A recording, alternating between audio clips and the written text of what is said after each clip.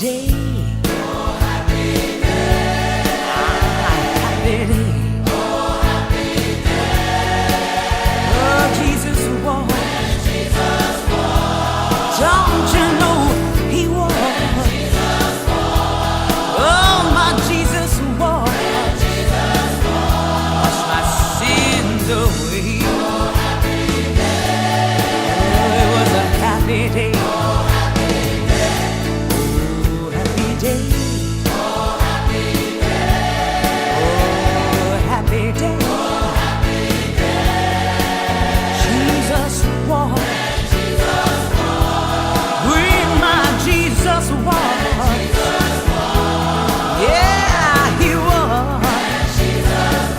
Es el Evangelio de Mateo y vamos a ver allí en el capítulo 24, vamos a tratar un tema escatológico. La escatología es una parte de la teología que tiene que ver con eventos del futuro, pero más que hablar del futuro, tiene que ver con lo que Dios ha dicho que va a ocurrir en los tiempos pasados, lo dijo, en el tiempo presente y en el futuro. Yo les invito a que podamos reflexionar sobre esta palabra escatológica para el día de hoy. Uno de los problemas que tenemos en la actualidad al ver la Biblia es que mucha gente se pregunta si realmente la Biblia tiene un mensaje que sea pertinente para este tiempo. Pues ello tiene que ver mucho con la forma en que nosotros vemos la Escritura. Uno de los principios protestantes de la Reforma del siglo XVI, que trajo como consecuencia uno de los sigmas más grandes a través de la historia cristiana, es la separación o el movimiento que comenzó con Lutero, era que la sola escritura por sí misma es suficiente para poder interpretar la escritura. ¿Qué quiero decir con esto? Que no necesitamos lo que la Iglesia Católica llama el magisterio de la Iglesia para interpretarla. Es decir, la Biblia nos dice que ella no es de interpretación privada. Pero uno de los problemas que tenemos es cómo nosotros podemos interpretarla, si se interpreta a sí misma. Entonces vamos a hablar de unos principios protestantes, como eran los tres grandes principios: la sola gracia, la sola fe, la sola fide y la sola escritura. La Biblia es un libro que tiene pertinencia hoy. Y uno de los grandes temas que encontramos en ella es el tema escatológico. Ahora, le decía que la escatología no trata solamente de eventos futuros, sino de lo que Dios dijo, está diciendo hoy en la actualidad de nosotros. Y yo quisiera que busquen en su Biblia, por favor, en Mateo capítulo 24, encontramos el tema muy importante. En este tiempo, Jesús se encuentra con sus discípulos en Jerusalén. Y una de las atracciones principales o de los lugares más visibles de los 4 puntos cardinales en Palestina, en este caso en el área de Judea, era el templo que se llamaba el templo de Herodes. Este templo se llama Herodes porque Herodes comenzó su construcción, tenía 47 años, más o menos. Argento. Sí, más o menos. Como 47 años y todavía no se había terminado. Era una obra arquitectónica magnífica en su tiempo. Estaba en la parte alta llamada el Monte Moria, donde tradicionalmente se dice que Abraham hizo o presentó a su hijo Isaac para ser sacrificado. Cuando Jesús llegó a ese lugar, yo quiero invitarle que vean Mateo capítulo 24, el verso 1. Es interesante porque todo judío se sentía orgulloso de su templo. O sea, el templo ocupaba un lugar importante en la vida religiosa de Israel. Es decir, era el centro de su vida. Y este magnífico templo, pues, obviamente llamaba la atención.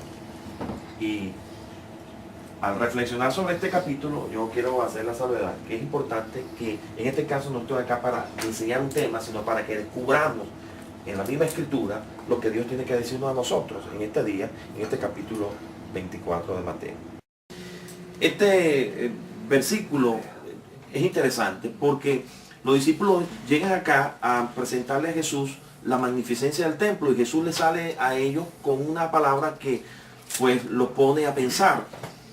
Y encontramos aquí que Jesús en sus aseveraciones nunca falló. Jesús es el profeta por excelencia. y dice que no quedaría allí piedra sobre piedra. Encontramos una profecía aquí que se cumplió al 100%. En el año 70 del primer siglo, Jerusalén fue tomada por los romanos. Hubo una revuelta y en el año 70, Tito, el hijo del emperador, llegó y rodeó Jerusalén y la destruyó. Y esto se cumplió literalmente. O sea, piedra sobre piedra fue derribada, fue destruida, porque los romanos cuando llegaron allá, había toda una leyenda que decía que el templo estaba lleno de oro por dentro. Y efectivamente, dice uno de los historiadores que pues tenemos sus escritos hasta el día de hoy, Flavio Josefo, dice que literalmente decía, yo creo que es un poquito exagerado, ¿no? Pero dice que la sangre de los judíos corría hasta el freno de los caballos. Imagínense ustedes la masacre que hubo ahí. El templo fue completamente destruido y la parte más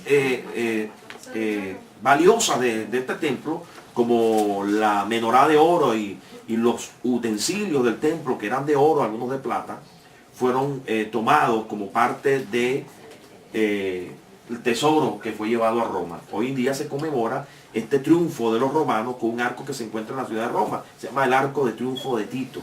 Pero no nos vamos a detener allí.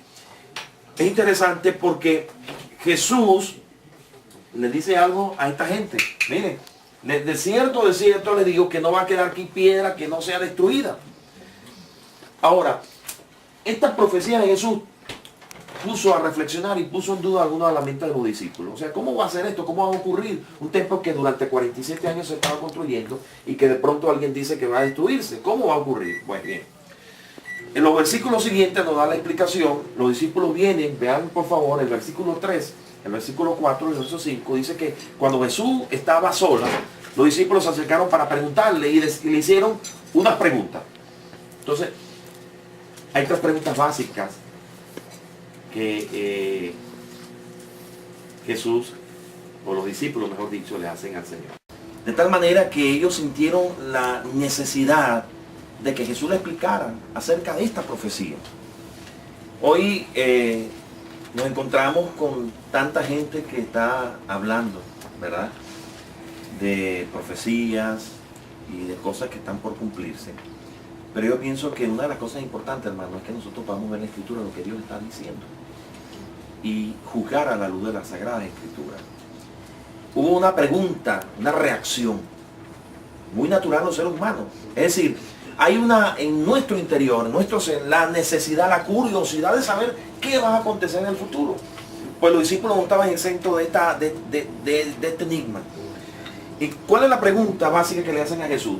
Básicamente tres, la encontramos en el versículo 3, ¿verdad? Dice que, Señor, dinos cuándo van a ocurrir estas cosas.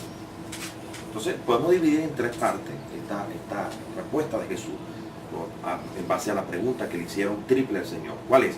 Señor, dinos cuándo serán estas cosas. ¿Cuáles serán estas cosas? ¿Cuándo ocurrirá la destrucción del templo de Israel? ¿Cuál es la segunda pregunta? A ver, vean el texto allí. Dinos cuándo serán estas cosas y qué señal habrá de tu venida. Segundo. Y el tercero, del fin del mundo. Jesús llama la atención a su iglesia y dice, mira que nadie les engañe. En segunda de Pedro, en el capítulo 2, yo quisiera que buscáramos allí en el versículo 1, porque una de las advertencias que hace el Señor a la iglesia